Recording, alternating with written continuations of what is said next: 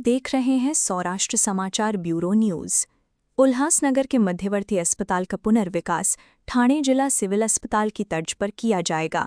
इसकी जानकारी राज्य के स्वास्थ्य मंत्री प्रकाश आंबेडकर और कल्याण लोकसभा क्षेत्र के सांसद डॉक्टर श्रीकांत एकनाथ शिंदे ने उल्हासनगर अस्पताल के दौरे के दौरान दी। अस्पताल परिसर में ही करीब 500 बेड क्षमता वाला अत्याधुनिक अस्पताल बनाया जाएगा। सांसद डॉक्टर शिंदे ने महानगर पालिका और स्वास्थ्य विभाग को निर्देश दिए कि नए अस्पताल के निर्माण के लिए जल्द से जल्द विकास योजना तैयार कर वरिष्ठ स्तर पर भेजी जाए। उन्होंने ये भी कहा कि नए भवन में महिला अस्पताल की सुविधा भी शुरू की जाए ताकि मरीजों को एक ही स्थान पर सभी चिकित्सा सेवाएं मिल सकें।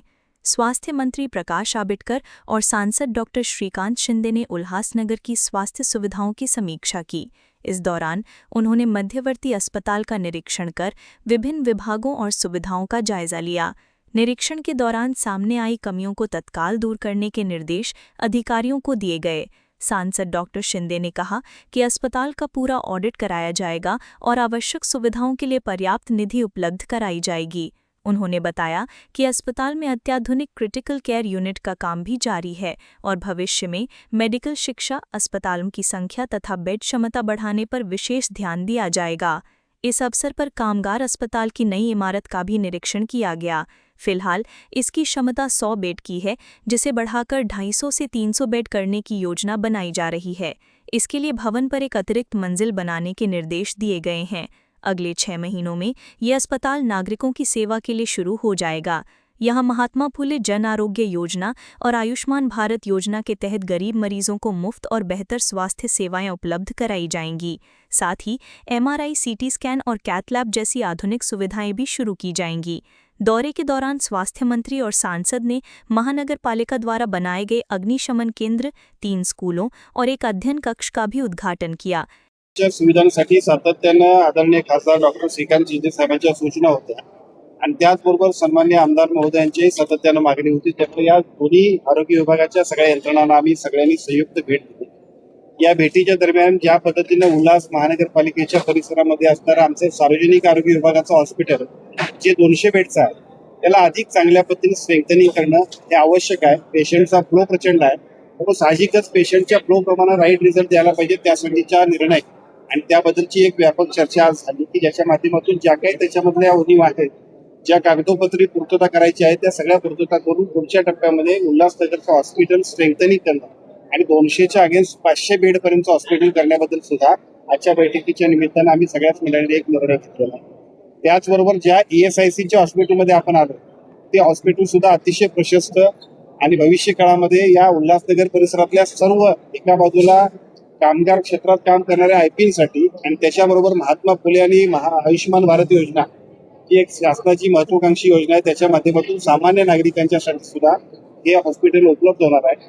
या हॉस्पिटलची आता असणारी 100 बेड याच्यापेक्षा सुद्धा अजून 100 बेड वाढवणार आणि केवळ सेकंडरी पर्यंत न जाता टर्सरीच्या सगळ्या सेवा सुद्धा विशेषतः ज्या मोठमोठाले हॉस्पिटलमध्ये जे काही ऑपरेशन्स व्हायला पाहिजे त्या सगळ्या ऑपरेशन करण्याबद्दलच्या सुद्धा ज्या काही उपाययोजना करायला पाहिजे, सुधारणा करायला पाहिजे, निर्णय घ्यायला पाहिजे आणि त्याच्यासाठी फंड्सची तरतूद सुद्धा करायला पाहिजे, त्याबद्दलचं नियोजन आदरणीय खासदार साहेबांच्या उपस्थितीमध्ये सर्व महापौर मॅडम आहेत, सर्व सन्मान्य आमदार महोदय आहेत, त्यांच्या सगळ्यांच्या उपस्थितीमध्ये आज आपण या ठिकाणी घेतलं।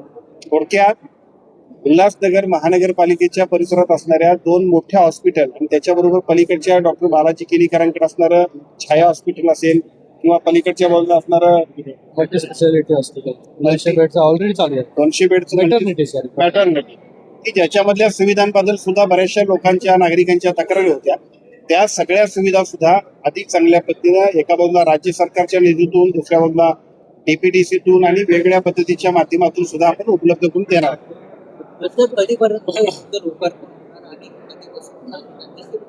खरं तर आज आम्ही आलो होतो ते लोकार्पण करावं आणि त्यासाठी एकदा खासदार साहेबांनी या हॉस्पिटलला भेट देऊन अजून काय उणीवा असतील ते सांगायला आपण केलं, कारण बऱ्यापैकी हॉस्पिटल आपण तयार केलं। परंतु आज खासदार साहेबांनी आणखी काय सूचना दिल्या की त्याच्यामध्ये एवढं चांगलं इन्फ्रास्ट्रक्चर असेल तर सगळ्या सर्व्हिसेस सुद्धा उपलब्ध करू आणि मग याच्यामध्ये आता ज्या उपलब्ध असणाऱ्या सेवा आहेत तर त्या आहेतच, पण इतरही सगळ्या सेवा म्हणजे इथं त्यातल्या CT स्कॅन, MRI वेगवेगळ्या पद्धतीचे सगळे ऑपरेशन्स अगदी ऑन्कोचा सुद्धा विभाग सुरू करता येत होता यासाठी सुद्धा आजच्या बैठकीमध्ये चर्चा झाल्या की ज्याच्यामुळं आज जे आपण लोकार्पण करणार होतो एक पुढच्या आठवड्याभरामध्ये 15 किंवा 1 महिन्याभरामध्ये, तर त्याच्यापेक्षा कालावधी वाढूया, इतरही सगळ्या सुविधा घेऊन आपण लोकार्पित करूया अशा पद्धतीचा निर्णय सुरू उल्हासनगरच्या शासकीय रुग्णालयामध्ये ओटी 2 वर्ष बंद होती आणि दुसरी ओटी 34 दिवस बंद होती. त्यामुळे 65 रुग्णांची हेळसांड झालेली आहे. चौकशी समितीमध्ये अधिकाऱ्यांना डॉक्टरांना दोषी ठरवलेला आहे, पण अजूनपर्यंत कारवाई झालेली नाही. चौकशी समितीमध्ये ज्यांना दोषी ठरवलं असेल त्यांना आजची बैठक आटोपल्यानंतर त्यांच्यावरती कारवाई होईल.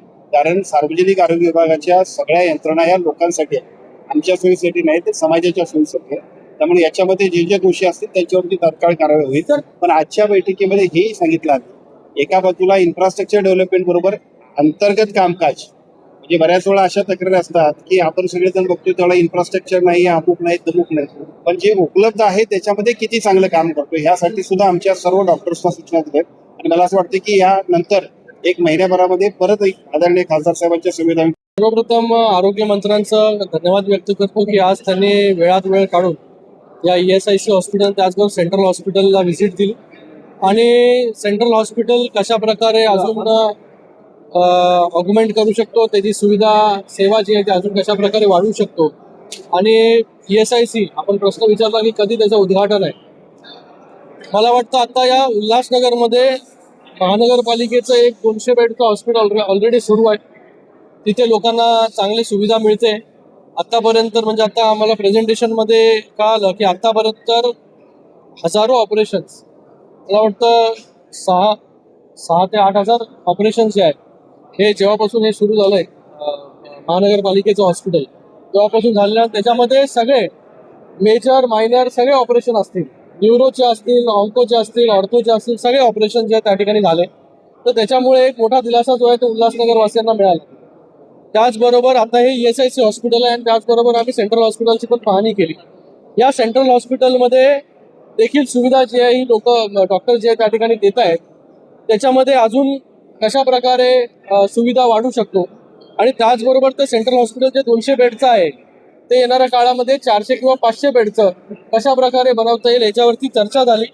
ती मागणी जी आहे ती आम्ही सगळ्यांनी मंत्री महोदयांकडे केली आणि ती मागणी त्यांनी मान्य केली की ज्या प्रकारे ठाण्याचं सिव्हिल हॉस्पिटल झालं 700 बेडचं, त्याच धर्तीवरती उल्हासनगरच्या सेंट्रल हॉस्पिटलचं देखील रिडेव्हलपमेंट त्या ठिकाणी झालं पाहिजे. उल्हासनगरचं हॉस्पिटल सुरू असताना त्याच्या बाजूला जागा जिथे अवेलेबल आहे त्या जागेमध्ये जे आहे नवीन हॉस्पिटलचं बांधकाम येणाऱ्या काळामध्ये त्याचा DPR बनवून सगळ्या गोष्टी करू आणि स्टेप वाईज हे उल्हासनगरचं सेंट्रल हॉस्पिटल आहे. त्याचबरोबर मेटर्निटी हॉस्पिटल जे आहे हे मेटर्निटी हॉस्पिटल त्या ठिकाणी एकत्र करून, कारण की मेटर्निटीच्या इथे पण जागा नाहीये, तर उल्हासनगरचं सेंट्रल हॉस्पिटल आणि मेटर्निटी हॉस्पिटल एकत्रित मिळून 500 बेडचं हॉस्पिटल, मल्टी स्पेशालिटी हॉस्पिटल जे आहे हे उल्हासनगरमध्ये या ठिकाणी उभं आहे.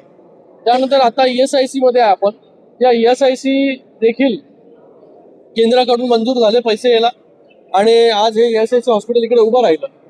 आत्ताच्या घडीला या ESIC हॉस्पिटलमध्ये 100 बेड जे आहे हे म्हणजे बिल्डिंग खूप प्रशस्त आहे इकडे, पण त्याच्यामध्ये फक्त 100 बेड त्या ठिकाणी जे आहे हे सेवा जे आहे ते येणाऱ्या काळामध्ये किंवा जसं मंत्री महोदय म्हणाले की आपण सुरू करू शकतो लगेचच इमिजिएटली, पण ती फक्त सेकंडरी ट्रीटमेंट असेल. टर्शरीसाठी जे आहे ते परत आपल्याला महानगरपालिकेच्या हॉस्पिटलमध्ये, सेंट्रल हॉस्पिटलमध्ये जे जावं लागेल. हे न करता ही जी ESICची इमारत आहे याला पूर्णपणे युटिलाइज करून हे 100 बेडचं हॉस्पिटल जे आहे हे 250 बेड 300 बेडपर्यंत कसं घेऊन जाता येईल याच्यामध्ये चर्चा झाली. याच्यामध्ये स्कोप आहे मोठा की इथे 100 बेडवरून 300 बेडपर्यंत हे हॉस्पिटल जाईल. त्याचबरोबर याच्यामध्ये MRI, CT स्कॅन, त्याचबरोबर ऑन्को युनिट या ठिकाणी सुरू झाले पाहिजे, सर्जरी झाल्या पाहिजे पेशंटच्या, कॅथलॅब झालं पाहिजे, CABG झाले पाहिजे, बायपास झाले पाहिजे, त्याचबरोबर एन्जिओप्लास्टी झाले पाहिजे. सगळ्याच सुविधा ज्या आहेत त्या ESIC मध्ये मिळाल्या पाहिजे. हे अगोदर ESIC फक्त कामगारांपुरतं मर्यादित होतं, पण सरकारने जे आहे शासनाने याच्यामध्ये महात्मा फुले योजना असेल, त्याचबरोबर प्रधानमंत्री आयुष्यमान योजना असेल, ह्या योजना सुरू केल्या जेणेकरून नॉर्मल माणूस देखील या उल्हासनगरचा इकडे सुविधा घेऊ शकतो. तर उद्घाटनामध्ये घाई न करता पुढच्या 6 महिन्यामध्ये हे पूर्ण हॉस्पिटल जे आहे हे अपग्रेड करू, टर्शरी केअर करू, जेणेकरून सेंट्रल हॉस्पिटलवरचा लोड असेल, मेटर्निटीवरचा लोड असेल तो मोठ्या प्रमाणामध्ये कमी होईल आणि लोकांना जे आहे हे 250 ते 300 बेडचं सुसज्ज असं हॉस्पिटल, त्यामध्ये 3 मॉड्युलर OT आहेत, 2 ओटी जे आहेत मॉड्युलर अजून वाढवायला सांगितलं. म्हणजे एकंदरीत 5 मॉड्युलर ओटी जे आहेत हे येणाऱ्या काळामध्ये या ठिकाणी तयार होतील. त्याचबरोबर ऐसी ही अन्य ताज़ा तरीन खबरों के लिए कृपया हमारे चैनल को लाइक, शेयर एवं सब्सक्राइब करिए और आसपास की खबरों एवं अपने सामाजिक, सांस्कृतिक, शैक्षणिक एवं व्यापारिक प्रतिष्ठानों के प्रचार प्रसार हेतु मोबाइल नंबर 7208492241 एवं 9321652352 पर संपर्क करिए और देखते रहिए ब्यूरो न्यूज़ सौराष्ट्र समाचार।